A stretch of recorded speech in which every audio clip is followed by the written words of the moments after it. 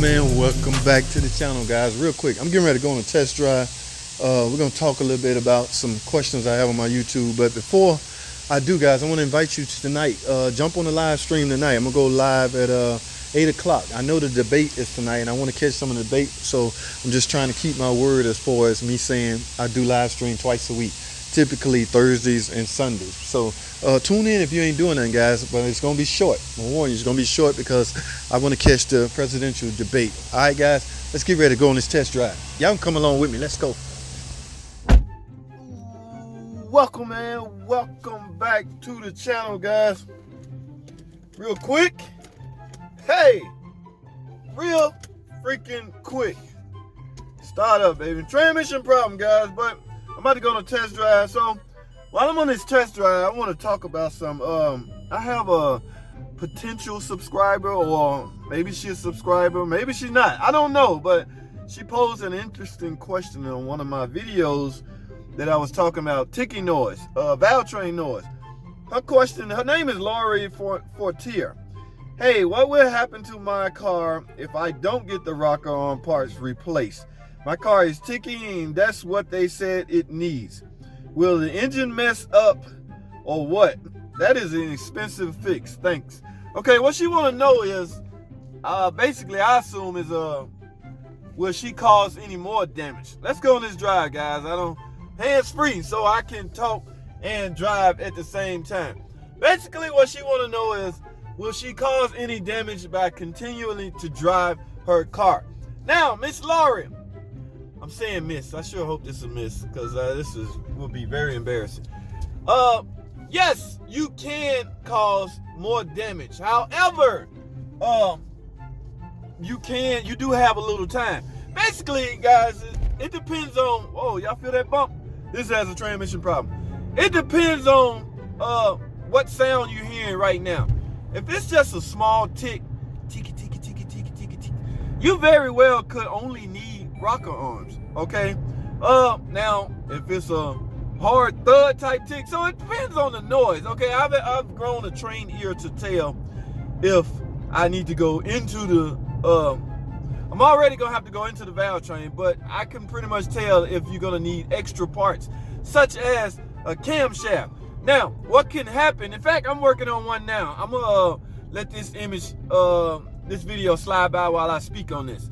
What could happen, Miss Laura? All right, here's what I think happened. You have a failed rocker arm, okay? Your rocker arm is coming apart, causing a ticky noise. What has happened is the rocker arm has roller bearings. Inside the roller bearings, there are needle bearings. What I assume happened is the needle bearings have come apart.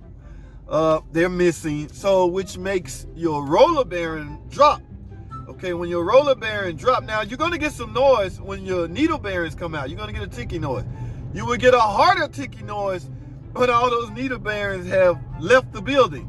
And now your roller bearing has dropped. So now your camshaft lobe is banging harder on that rocker arm, making it a louder tick. Okay, now that's what you don't want. That's what makes this job, that's what could potentially make this job expensive. All right, which means you could now need a camshaft. You will need a camshaft. Depends on the severity of the damage to the cam lobe. If the lobe is not damaged center mass on the lobe, then yeah, we've debated this quite often. You can reuse that cam. But what the shop is potentially doing is covering their butt. Cover your CYA. Okay, they're gonna give you the estimate on what they think it is. I'm sure, I'm almost certain if they go into it and find out you don't need a camshaft, they will not charge you a camshaft because it's a big old waste of money. If your lobes are not damaged, guys, you do not, I repeat, you do not have to waste $200 or $300 on a camshaft. Okay, now unless the tone wheel is damaged, then yeah, it's a different story. But that's the sole purpose of that camshaft, to rotate, open and close the valves. Okay, you have to have that. But I hope I answered your question. I don't want this to be long, and I want to make sure I addressed it. So recap, will this damage your engine? It could, depending on how long you drive. Now, you do have a little amount of time if you're just barely ticking, but I wouldn't drive around like that for a good 3-4 weeks, because that camshaft lobe just started doing this, and it's chewing away. The valve, the rocker arm is already damaged. That's gone. That's a wrap, okay? But you don't want to add expensive repairs to it, such as a camshaft, because depending on how damaged that camshaft become, you could end up with a misfire. Yes, remember guys, the lobe is opening and closing the valve via the valve train system, rocker arms, lifters, things like that. Now, which begs the question, how or why did this happen? Guys, that would be a continued debate. That debate would never end. No one really knows why these freaking rocker arms are failing, okay? My take on it, and it's just a take, it's just an opinion. Everybody's entitled to this. It's just a poorly built part. Super synthetic, mobile one, all of that's fine and dandy, but at the end of the day, if the part is made crappy, it's gonna fail, no matter what blend of oil you use. So, I mean, that a lot of people tend to think that's what it is. Now, I want you to understand something about this type failure. Those needle bearing that has left the building of the roller bearing, keep in mind that this could also become a problem. Those shavings, those needle bearings are somewhere in your engine, somewhere in your oiling system, okay? You do not want that trash filtrating, circulating throughout your oiling system. So that is a potential, that could become a potential problem. So yes, it's in there. If it has left your roller bearing, if those needle bearing has left your rocker arms, best believe it's in the oiling system. Now, it is the job of an oil filter to capture trash inside your engine, inside your oiling system. That's the job of the oil filter, to catch that. But I haven't had any luck yet repairing one of these jobs, removing the oil filter and inspecting the oil filter.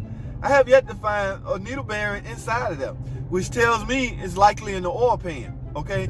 Now, can you get it all out by doing an oil change? Sometimes the rush of the oil coming out will drag the trash out with it. Sometimes not. The pure safest way to assure all your trash is out of your engine, guys, is hopefully the trash gonna hit the bottom of the oil pan. The best way to make sure it's all out is to remove the oil pan. I know that's a lot of work. I know it's additional work, and you will have to charge for that, but that's the only way to assure. Now, have guys not done this and had success? Absolutely. I'm one of them, okay? Yes, there are times repairs I have done that I've changed the oil. Make sure you change the oil. That's no question. That's a given. You have to change the oil and the filter, okay? But do mechanics always drop the oil pan to ensure all the trash out of it? No, guys. I would be lying to you if I said that. And I'm keeping it 100, okay, to my subscribers and anybody else that's watching, okay? Now, if you're not a subscriber, I invite you to come over to the channel and subscribe and, keep up with what's going on, guys. So that's all I got on this, Lori. I hope you get this taken care of. I'm curious to know what the estimate was and what parts they included in the estimate. And if your estimate was done without even tearing the valve cover apart, without taking the valve cover off. Because you cannot, I repeat, you cannot give an accurate estimate on valve train noise without visually seeing the valve train. Sure, you can base it off what you hear, but you still may get in there and find something not needed or something that's needed. So I'm curious to know, how did they do their estimate? Did they partially tear down the engine, or did they just guess? Based on my last 3 I did, this is what it needed. So the likelihood, this is what you need. Bam! $2,000. That's not a good way to do it, guys. Y'all get out of the habit of doing that. There's nothing wrong with tear down time. If you have to charge extra, do it. But by all means, please do it. All right, that's all I got. Thanks, Laura. I hope you're a subscriber. If not, I hope you subscribe. And anybody else that's watching, please subscribe to the channel. That's all I have. Thanks for watching. Comment, subscribe, and I'll see y'all in the next video.